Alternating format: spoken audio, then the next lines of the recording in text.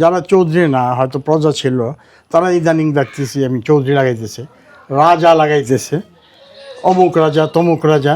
গাজী কালুর গান আসতো, তখন এখানে বসতো। দ্বিতীয় বিয়ে বা তৃতীয় বিয়ে যেটাই হোক করে আপনার ধর্ম প্রচার করা, আমাদের যেটা ছিল এটা। তো আমি এখন এমন একটা মসজিদের ভেতরে আছি, জি জি, যে আপনি একবারে মসজিদের মানে হাওরের উপরে। হাওরের উপরে। আজকে আমি এই মুহূর্তে আছি সুনামগঞ্জের জামালগঞ্জের মান্নান ঘাটে, আর আমার আজকের গন্তব্য হচ্ছে ধর্মপাশা। আমি এখন আছি স্পিড বোটে, আর স্পিড বোটে চড়েই জমিদার বাড়িতে যাচ্ছি। আর এই জমিদার সাহেব তিনি বললেন যে ধর্মপাশা যাওয়ার আগে একটা ব্রিজ আছে, ওই ব্রিজে আমাদেরকে নেমে যেতে হবে। ওইখানে আবার জমিদার বাড়ির একটা নৌকা আমাদের জন্য অপেক্ষা করতেছে।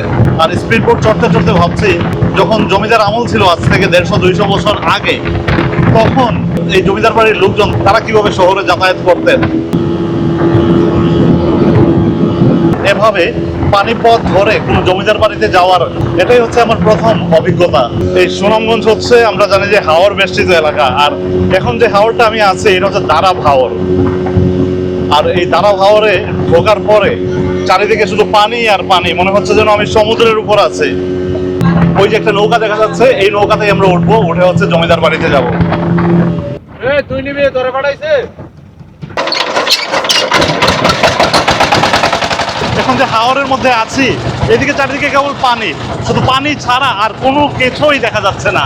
এই পানি পথেই যাচ্ছি হচ্ছে আমি রাজাপুর জমিদার বাড়িতে। ওই যে দূরে যে বাড়িটা দেখা যাচ্ছে সেটাই হচ্ছে জমিদার বাড়ি, আর এখানেই একটা সময় জমিদার বাস করতেন। এখন সেই জমিদারের বংশধরদের সাথে দেখা করতেই আমি যাচ্ছি তার বাড়িতে। আসসালামু আলাইকুম, ভালো আছেন না? অবশেষে দেখা হল না, কষ্ট না, ঠিক আছে, অভিজ্ঞতা হলো, নতুন অভিজ্ঞতা আর কি। জানার আগ্রহ জাগছে যে আমি সেই নেমেই জিজ্ঞেস করবো যে আগে, এখন যে আমরা আসলাম, এখন তো তাও স্পিড বোট টোট মিলাই 2-2.5 ঘন্টায় চলে আসলাম, জি, তখন আপনারা কীভাবে, মানে জমিদারে আমিল যখন ছিল, জমিদার সাহেব যখন ছিলেন, আপনার পূর্বপুরুষ তারা কীভাবে যাতায়াত করতেন? ওখানে যাতায়াতের ব্যবস্থা খুবই খারাপ ছিল। তো বর্ষাকালে একমাত্র নৌকা ছাড়া আর কোনো ইয়ে ছিল না। তো আমাদের এখানে আপনার ভাউল্যা ছিল, ওই ভাউল্যা ওটা 40 জনে আপনার চালাইতো। 40 জনের দাঁড় উপরে উঠে দাঁড় টেনে টেনে টেনে টেনে যাইতো। এখন যে আপনার হাউসবোটগুলো করা হয়েছে, ওই ওই আদলে ছিল। আচ্ছা আচ্ছা। ওখানে সব কিছু ছিল, রান্না টান্না করার জন্য সব কিছু ছিল, চোলা টোলা ছিল। তখন হাতি ছিল, আমাদের ওই বাড়িতে হাতি ছিল 7টা। ওই হাতি ওই সামনে বাঁধত। আচ্ছা আচ্ছা। আমরা ওখানে যখন খাজনার জন্য যাইতাম, বা এখনও যদি যাই, গেলে পরে এই সর্বনাশ, এই রাজাপুরে জমিদাররা আসছে, জমিদারের আত্মীয় বা জমিদারের ছেলে, জমিদারের নাতি আসছে, ওরা এখানে থাকবে। আমরা নৌকা করে যেতাম আর কি। তো থাকবে, থাকার সময় কী করে খাওয়া দাওয়া করবে কোন জায়গায়? তখন ওরা আইসা কী করতো, ওই যে চাল, তারপরে অনেকে মুরগি দিয়ে যেত, অনেকে খাসি দিয়ে যেত। এখনও এই জিনিসটা আছে। এটার কি সিধা দেওয়া বলে? হ্যাঁ, ওটাই বলে সীতা। মানে আপনার খাওয়ার জন্য কিছু দিয়ে যাওয়া। সত্যি কথা বলতে গিয়ে জমিদারি যাওয়ার পর থেকে আমরা আর্থিকভাবে কিন্তু খুব একটা সচ্ছল না। অনেকেই জমিদারদেরকে হিংসা করে, অনেকে মানে খারাপ মনে করে। আরে ভাই, খারাপ তো সবাই ছিল না। এটা বাংলা ঘর ছিল। ওটা আমার দাদা দিল্লি থেকে মিস্ত্রি নিয়ে আসছিলেন। ওখানে রুম ছিল আপনার 9টা, ওই যে কোঠাগুলো এখনও আছে। তারপরে এখানে একটা গম্বুজ ছিল, মেবি 65 অথবা 68, একটা টর্নেডো হয়েছিল। তখন আপনার ওই ওই ওই বাংলা ঘরটা পড়ে গেল। ওটা ওই গম্বুজ সহ পড়ে গেছে? গম্বুজ সহ। ওই গম্বুজটা আপনার ভাটিপাড়া তো চেনেন? হ্যাঁ হ্যাঁ, ভাটিপাড়া জমিদার বাড়ি। ওই ভাটিপাড়া থেকে দেখা যেত। ভাটিপাড়াতে আসার সময় ওনারা বলতো, ওই যে দেখা যায় গম্বুজটা, ওইটা রাজাপুর। ওই পিছনে আরেকটা রেন্ট্রি গাছ ছিল। আচ্ছা আচ্ছা। তো এই রেন্ট্রি গাছটা দেখে মনে করতো যে ওই যে রাজাপুর চলে আসছে। ওইভাবে এই বাড়ি ছিল আরও অনেক আগে, বুঝছেন? ওখানে আপনার ওই সিঁড়ি ছিল, সিঁড়িটা ওই যে দেখেন, ওই যে ওই জায়গায় দেখা যাচ্ছে। হ্যাঁ, ওখানে ছিল আপনার। ওখান থেকে ওখানে আপনার বারান্দার মতো ছিল, এরকম ছিল আর কি। হ্যাঁ, ঘরটার মধ্যে ওটা ছিল। আর ওই সিঁড়ি ছিল ওখানে। ওইখান থেকে আপনার বন্যার পানিতে বা বর্ষার পানিতে ভাঙতে ভাঙতে এই পর্যন্ত আসছে। আমাদের কোনো আত্মীয় স্বজন নাই, সবাই আমাদের প্রতিবেশী যারা আছে সবাই আত্মীয়, সবাই আমাদের সব কিছু। জমিদারি স্টেটের মালিক হলো উনি হলেন জমিদার, আমার দাদি। আচ্ছা আচ্ছা।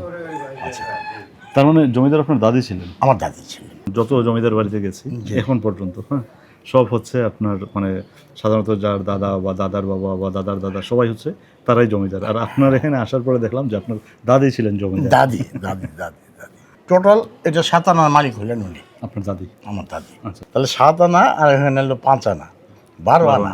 আর আমার মামুন বাড়ি যেটা ওনারা হলো 3 আনা, আচ্ছা এই 15 আনা। আর 1 আনা যে কার এটা আমি বলতে পারবো না। আচ্ছা। আর আপনার দাদি যেহেতু জমিদার ছিলেন, হ্যাঁ, উনি যেহেতু জমিদারি পরিচালনা করতেন 7 আনার, হ্যাঁ, জি। তো উনার নিশ্চয়ই ওইরকম স্ট্রংও ছিলেন উনি, মানে না এরকম কোনো কিছু যেন আমি আমার দাদিরে পাইছি তো। আচ্ছা আচ্ছা উনি খুব মানে নরম স্বভাবের লোক ছিল।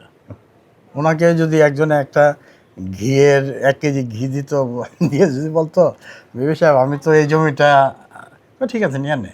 এই ওয়ার্ল্ডের মধ্যে এত বড় মানে ফ্যামিলি নাই আর কি, ওই জন্য ওটা আপনার গিনেজ বুকে আসার কথা।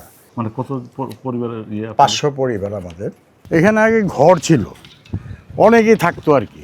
আচ্ছা আচ্ছা, ওইখানেও ঘর ছিল? জি জি, ওখানে অনেক ঘর ছিল, অনেক ঘর, প্রায় 10-15টা ঘর ছিল, ওই লোকগুলো থাকতো এখানে।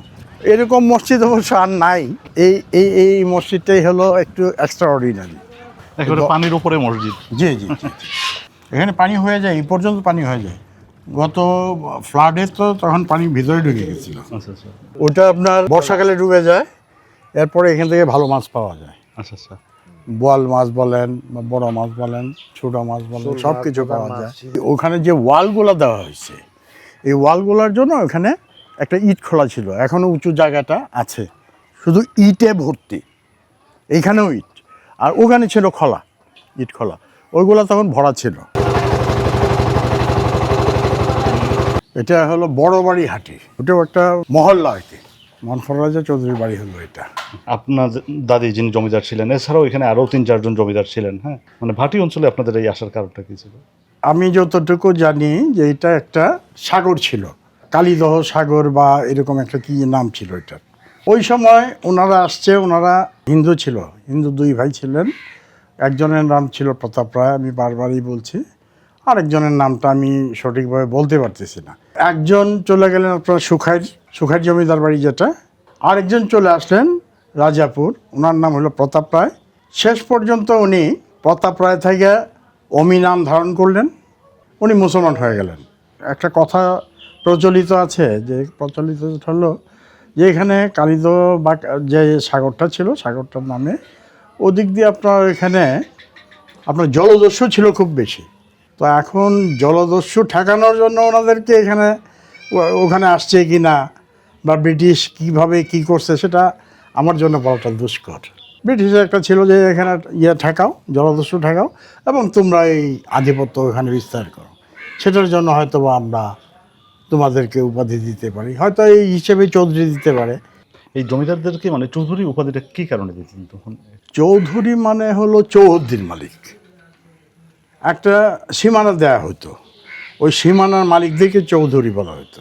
সেই হিসেবে হয়তো ওনাদেরকে একটা এরিয়া দিয়ে দিছে, সেই এরিয়ার অনুপাতে ওনাদের নামটা হচ্ছে চৌধুরী, একটা উপাধি। একটা উপাধি।